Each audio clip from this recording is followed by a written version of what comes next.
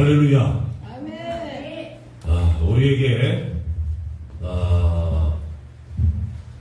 78년 전에 일제의 식민 치하에서 해방이라 하지 않고 광복절이다 하잖아요. 이 광복이 뭐냐면은 빅광자에다가 회복할 다시 찾아올 복자인데 빛을 우리가 잃었습니다. 그런데 우리가 빛을 다시 찾아왔어요. 빛을 회복했습니다. 그래서 광복절이라고 부릅니다. 광복 78주년을 우리가 맞이하는 것에 대하여서 하나님 앞에 무한한 영광과 감사와 찬양을 드립니다. 아멘. 이 오늘 본문 시편 126편의 말씀은 이스라엘 민족의 광복의 노래입니다. 이스라엘 백성의 광복의 노래. 이렇게 아름다운 시를 누가 썼는지 저자는 알 수 없습니다. 하지만 이 시인은 바벨론의 포로가 되어 갔다가 파사왕 고레스 때에 해방을 얻어서 다시 예루살렘으로 돌아오게 된 이스라엘 민족 가운데 한 사람이라는 것만은 분명한 사실입니다. 왜냐하면 오늘 1절 말씀을 보면은 알 수가 있습니다. 여호와께서 시온의 포로를 돌리실 때에 우리가 뭐하는 것 같았도다? 꿈꾸는 것 같았도다. 이 표현 자체가 자기가 체험을 통하지 않고는 할 수 없는 말입니다. 본인이 포로에서 돌아온 체험을 했기 때문에 하나님께서 시온의 포로를 돌리실 때 우리가 꿈꾸는 것 같았도다 라는 표현을 할 수가 있는 것입니다. 바벨론에서 70년이라는 긴 세월 동안 포로 생활을 했으니 말하자면 두 세대가 바벨론에서 지나간 셈입니다. 이스라엘 민족은 이제는 바벨론의 속박에서 벗어났다는 것은 거의 있을 수 없는 일이라고 포기한 상태에 있었으리라고 짐작이 됩니다. 우리는 그저 이렇게 바벨론에서 한 세상 살다가 갈 수밖에 없는 운명이다라고 체념하는 사람도 많이 있었을 것입니다. 그런데 생각지도 기대하지도 못한 때에 바사왕 고레스가 이스라엘 해방령을 내리게 되고 고국으로 돌아가라니 그들은 도무지 믿을 수가 없었습니다. 생각하지도 못했고 꿈꿔보지도 못했던 일이 발생한 겁니다. 할렐루야. 놀라운 하나님의 은혜 중에 은혜인 줄로 믿습니다. 우리가 역사적 배경을 좀 보면은요, 이스라엘이 남유다가 바벨론 느부갓네살 왕에 의해서 포로로 잡혀가게 됐어요. 바벨론 왕 느부갓네살에 의해 나라를 잃고 바벨론의 포로로 끌려간 사건은 세 차례에 걸쳐서 진행되었습니다. 세 차례에 걸쳐서 첫째는 남유다의 여호야김 왕 때 여호야김 제3년 그러니까 BC 605년에 다니엘과 같은 많은 귀족들이 끌려갔습니다. 한꺼번에 다 바벨론 포로로 간 것이 아니라 1차, 2차, 3차에 걸쳐서.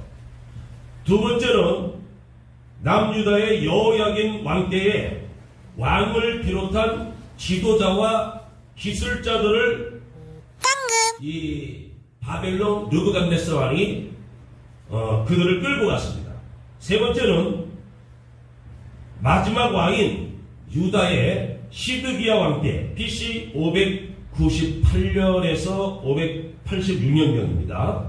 특히 시드기야 때 발생한 세 번째 바벨론 포로 시 예루살렘 성은 완전히 파괴되고 성경 성물들은 모조리 약탈되는가 하면 왕족이나 귀족, 학자 등 식자층은 모두 포로로 끌려가고 예루살렘에는 미천한 신분만 남게 되었습니다. 물론 이후 예루살렘에는 암몬 등 주변 족속들이 예루살렘에 들어와 기거하게 되고, 이런 망국적 상황에서 유다의 신앙 전통은 상당히 약화되었습니다. 한편 남유다 왕국의 멸망 이전에, 이스라엘은 남유다가 있고 북이스라엘이 있잖아요. 남유다 왕국의 멸망 이전에 북이스라엘은 이미 BC 722년경 아수르 제국에 의해 멸망당해 많은 사람들이 포로로 끌려가고, 아수르의 인종 혼합 정책에 의해 수도 사마리아는 아수르에 의해 추방된 이민족들이 몰려들어 남아있던 이스라엘 백성과 더불어 살았습니다. 이로 인해 사마리아의 이스라엘 사람들은 민족의 순수성을 상실하고, 훗날 신약 시대에 와서도 동족들로부터 이방 민족처럼 배척을 당한 유래가 바로 여기에 있는 겁니다. 이스라엘이 누구에 의해서 멸망당했다고요? 바벨론입니다. 바벨론 느부갓네살의 왕에서 침략을 당하고 정복을 당해서 1차, 2차, 3차 바벨론으로 포로로 끌고 갔습니다. 근데 그들을 해방시켜준 나라와 왕이 누구냐? 바벨론 제국을 멸망시킨 누구예요? 파사왕이에요. 파사왕 누구? 고레스입니다. 고레스 왕에 의해 가지고서는, 고레스 왕이 하나님의 감동을 받아가지고서는 이스라엘의 포로를 갖다가 예루살렘으로 다 보내주었던 거예요. 할렐루야. 이거는 이스라엘 민족이 전혀 생각하지도 못했고, 기대하지도 못했고, 꿈꾸지도 못했던 일들이 벌어지고 만 거예요. 할렐루야. 그러니까 그들은 뭐라 그래요? 우리가 꿈만 꾸는 것 같았도다. 할렐루야. 아마 저와 여러분도 이런 경험을 했다면은 이와 같은 고백을 다 했을 것입니다. 그러면서 우리 입에는 웃음이 가득하고 우리 혀에는 찬양이 찼었도다라고 고백합니다. 여기서 우리는 이스라엘 민족이 바벨론 포로 생활 70년의 고역을 끝내고 광복의 기쁨을 맛보던 때의 모습을 연상하게 됩니다. 사실 이것을 실제로 경험해 보지 않은 사람은 그 사실, 그 심정을 이해하기가 어렵습니다. 하나님께 감사한 것은 이스라엘뿐만 아니라 우리 민족에게도 78년 전 이와 같은 경험을 주셨다는 것입니다. 할렐루야. 자, 지금 80대 이하의 분들은 그저 역사책에서 배운 것이지만은 그 85세 이상 사신 분들은 실제로 1945년 8월 15일 정오 한국이 36년 동안 일제히 속박으로부터 빚을 잃고 살다가 빚을 다시 찾은 광복의 순간을 체험하신 분들이 85세 이상 되신 겁니다. 우리 민족의 형편으로 일제히 지하에서 벗어난다는 것은 이스라엘 백성과 똑같아요. 기대하지도 못했고 생각하지도 못했고 꿈도 꾸지 못했지만은 전적인 하나님의 은혜로 말미암아 우리가 해방을 맛보게 된 줄로 믿습니다. 일본은 우리의 말을 빼앗아갔습니다. 우리의 성을 갈아버리는 치욕을 주었습니다. 일제는 말로는 내선일체란 일본과 조선은 하나라고 하면서 결국은 우리를 식민지 노예로 삼았습니다. 그들은 우리나라에서 생산되는 좋은 것은 쌀이든 생선이든 과일이든 다 일본으로 가져갔습니다. 좋은 것은 을에 일본 사람이 쓰는 것으로 알고 있었습니다. 더구나 많은 젊은이를 징발해서 가장 위험하고 힘든 일본 땅에서 힘든 일을 시켰습니다. 지금 일본에 약 100만이 넘는 한국 교포가 살고 있습니다만 대부분이 일제 시대에 시대 때에 일본으로 징발되어 갔던 우리 동포들의 후손입니다. 일본 사람들은 문자 그대로 우리를 종으로 취급했습니다. 우리는 이렇게 어둠 속에서 살았습니다. 그런데 이게 웬일입니까? 하나님께서 연합군의 승리를 가져오게 해서 일본이 무조건 항복하게 되고 동시에 우리는 광복의 기쁨을 맛보게 된 것입니다. 그때 우리는 우리 민족도 똑같이 이스라엘 민족처럼 110편, 126편 1절에 고백하는 것처럼 아마 꿈꾸는 것 같은 일이 생겨난 것입니다. 할렐루야. 그때 우리 백성들의 입에는 웃음이 가득하였고 만나는 사람마다 뻥긋뻥긋 웃고 껴안고 그리고 노래하고 찬양하고 기뻐 뛰는 일들이 반드시 있었을 것이라고 저는 생각합니다. 나중에 알게 된 사실이지만요, 일본 사람들은 뭘 만들어 놓고 있었냐면은 우리나라에 독가스실을 만들어 놓고 있었답니다.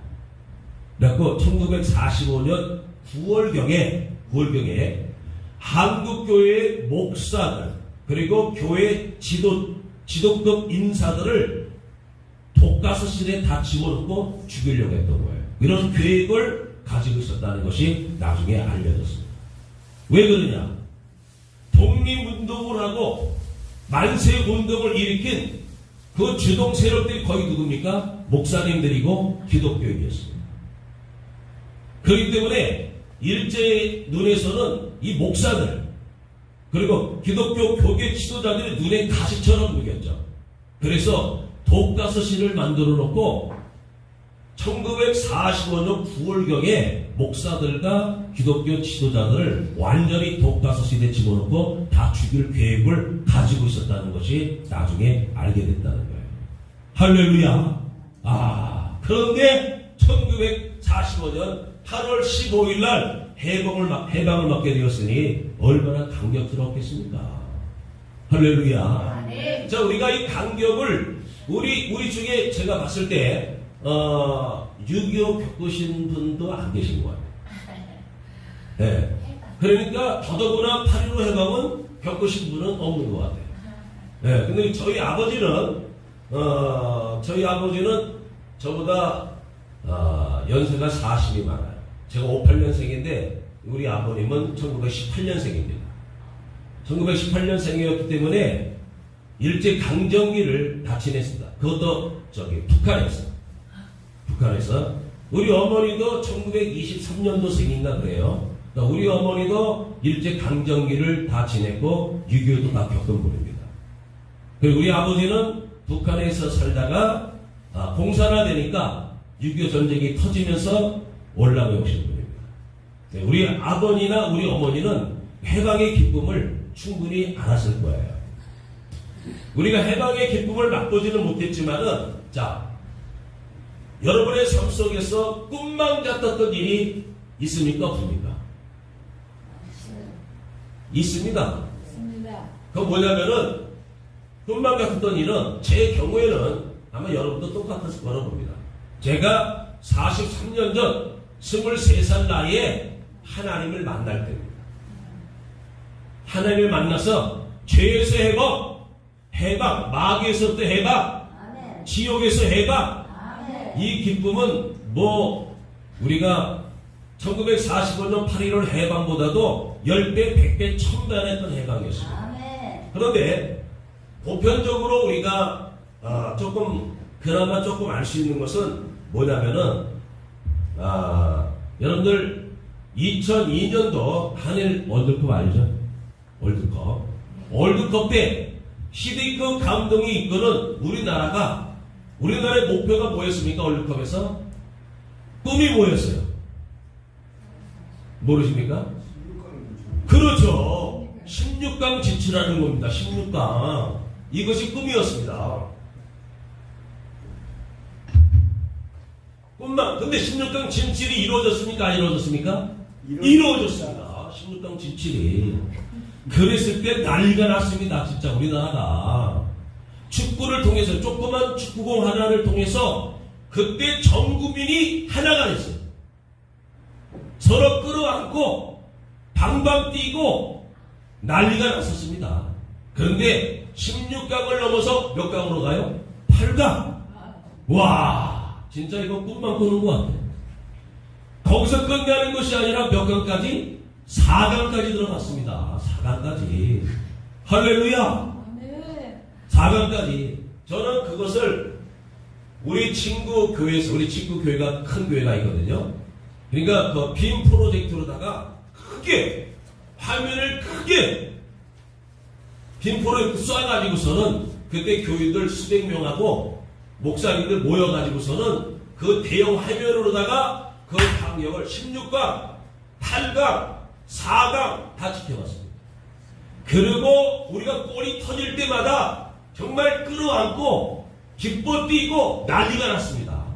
난리가. 목이 쉬도록 대한민국 짜잔짜잔짠 이거 그것이 풀리지 않아가지고 저는 개인적으로 차를 끌고 밤새도록 차 끌고 다니면서 크락시에 울려가면서 빠바빠바빠 그리고 돌아다녔어요. 밤새도록. 그리고 시끄럽게 돌아다녔어도 교통경찰관이 단속하지도 않았습니다. 단속하지도 않고 누가 시끄럽다고 방해하는 사람도 없었습니다. 완전 축제 분위기였죠. 여러분, 그까짓 거. 월드컵에서 16강, 8강, 4강을 이루게 되었을 때도 그렇게 기뻐 날뛰었는데 36년 동안 일제 치하에 있다가 우리가 해방을 맛보게 되었을 때 그 기쁨, 그 감격, 그 감동이라는 것은 우리가 월드컵 16강, 8강, 4강에 들어간 것보다도 100배, 1000배, 만배나 더하는 기쁨이었을 겁니다. 할렐루야. 정말 꿈만 꾸는 그러한 일들이 벌어지게 되었을 겁니다. 할렐루야. 그런데 중요한 것은 뭐냐? 우리가 육체적으로 해방되는 거, 그러죠? 정치적으로 해방되는 것도 중요하지만은 더 중요한 것은 뭐냐? 우리가 죄에서 해방되는 겁니다. 할렐루야. 마귀의 억압으로부터 우리가 해방되는 겁니다. 할렐루야. 그래서 누가복음 4장 16절에 18절 이하에 보면요, 예수님이 오신 목적에 대해서 이렇게 말합니다. 16절 보면은 예수께서 그 자라나신 곳 나사렛에 이르사 안식일에 늘 하시던 대로 회당에 들어가사 성경을 읽으려고 서심해 선지자 이사야의 글을 드리거늘 책을 펴서 이렇게 기록된 데를 찾으시니 곧 주의 성령이 내게 임하셨으니 이는 가난한 자에게 복음을 전하게 하시려고 내게 기름을 부으시고 나를 보내사 포로된 자에게 자유를 눈먼 자에게 다시 보게 함을 전파하며 눌린 자를 자유롭게 하고 주의 은혜의 해를 전파하게 하려 하십니다. 할렐루야. 예수 그리스도께서 오신 목적은 뭐냐? 바로 우리를 죄로부터 해방, 마귀로부터 해방, 이 죄와 마귀로부터 해방되어야지만이 우리가 어디서부터 해방되는 겁니까? 지옥에서부터 해방되는 겁니다. 할렐루야. 이것은 8.15 해방보다, 정치적 해방을 맛본 것보다 이 또한 100배, 1000배, 만배나 비교할 수 없는 엄청난 감동이고 감격이고 기쁨인 것입니다. 로마서 8장 1절 2절에도 말씀하고 있듯이 그러므로 이제 그리스도 예수 안에 있는 자에게는 결코 뭐가 없다? 정죄함이 없나니 정죄함이 없습니다. 이는 그리스도 예수 안에 있는 생명의 성령의 법이 죄와 사망의 법에서 우리를 보인다? 해방시켜준 거예요. 할렐루야. 광복을 찾게 해주셨다는 겁니다. 할렐루야. 그래서 우리가 광복 78주년을 맞이해서 우리가 그것을 기리고 기뻐하고 즐거워하고 감사해야 되고 기억해야 되지만은 더욱 감사한 것은 하나님이 우리에게 뭘 주셨다? 죄에서 해방, 마귀로부터 해방, 지옥에서부터 우리를 건져주셨다는 것입니다.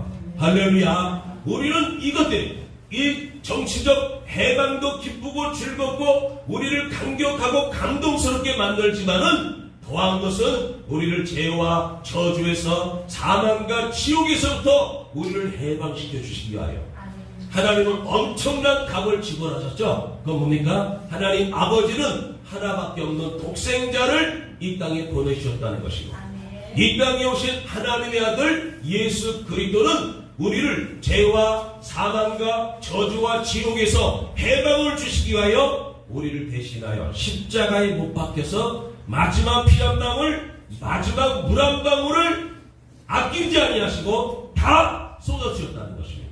할렐루야. 그런데 이 사실을 알지 못하는 사람들이 우리 주변에 많이 있습니까? 없습니까? 있습니다. 우리가 광복의 기쁨을 나온데만 누릴 것입니까? 그걸 모르는 사람도 있을 거예요. 왜? 그때는 미디어가 발달되어 있지 않았기 때문에, 그때는 라디오를 갖고 있는 집도 별로 없었습니다. 그렇기 때문에 일본 천황이 떨리는 소리로 항복을 선언하는 것을요 못 듣는 사람들 많아요. 일단 누가 들었어요? 라디오를 갖고 있는 사람들이 들었단 말이에요. 그리고 이 사람들이 얼마나 기뻤겠어요? 그러니까 날이 가서 알리기 시작하죠. 그러니까 그것이 영혼의 불길처럼 일어나가지고 전 삼천리 방방곳곳에서 만세가 울려 퍼졌을 겁니다. 아멘. 할렐루야. 지금도 마찬가지예요. 지금 세상 사람들은 우상 숭배하고 있습니다. 죄악의 어둠 속에 빠져 있습니다. 마귀에게 포로되어 있습니다. 저렇게 살다가 저들은 결국 영원한 지옥으로 떠들 수밖에 없는 자들입니다. 우리도 과거에 그런 사람들이었지만은 하나님의 말할 수 없는, 측량할 수 없는 은혜로 말미암아 우리가 이 죄와 저주 사망과 지옥에서 해방을 얻은 자들이에요. 할렐루야. 이건 우리가 머리로 지식으로 아는 것이 아니라 하나님의 성령이 우리 속에 들어와서 완전히 체험시켜주는 거 아닙니까? 아멘. 할렐루야. 그때 우리는 기뻐하고 즐거워하고 행복해야 돼요. 그리고 우리만 누릴 것이 아니라 이것을 뭐 해야 돼요? 알려줘야 되는 거예요. 알려줘야 돼요. 베드로전서 2장 9절에서 10절에 보니까 우리를 가르쳐 뭐라고 말하냐? 너희는 택한 족속이요 왕같은 제사장들이요 거룩한 나라요 그의 소유된 백성으로 삼아주셨는데 왜 그러느냐? 이는 너희를 어두운 데서 불러내어 그의 기이한 빛에 들어가게 하신 그분의 아름다운 덕을 뭐하게 합니다? 선전, 선포, 자랑, 전도하게 하는 거예요. 할렐루야. 그래서 여러분들 이 8.15 광복절을 맞이해서 우리가 이 광복의 기쁨을 마음껏 누리고 우리가 연합군에게 특히 미국에게 우리 은혜를 주셔서는 안 돼요. 미국으로부터.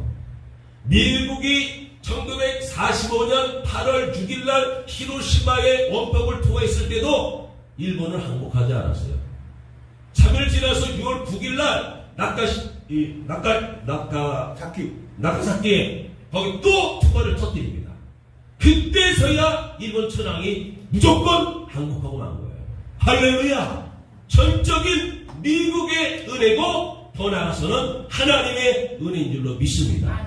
그래서 우리는 미국에게 은혜를 잊어서는 안 돼요. 할렐루야.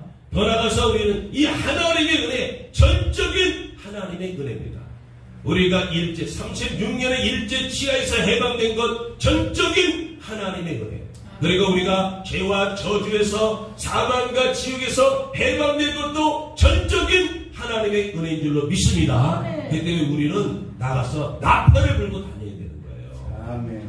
그런 일에 쓰임 받으시기를 주님의 이름으로 축원을 드립니다. 이 헤어롬 선교 방송이 그와 같이 하나님의 이 놀라우신 은혜를 전파하고 죽어가는 영혼들, 마귀에게 포로되고 죄에 포로되어 살다가 지옥으로 떨어질 수밖에 없는 영혼들을 하나님께로 인도하는데 쓰임받는 헤어롬 선교 방송이 되시기를 주님의 이름으로 축원을 드립니다.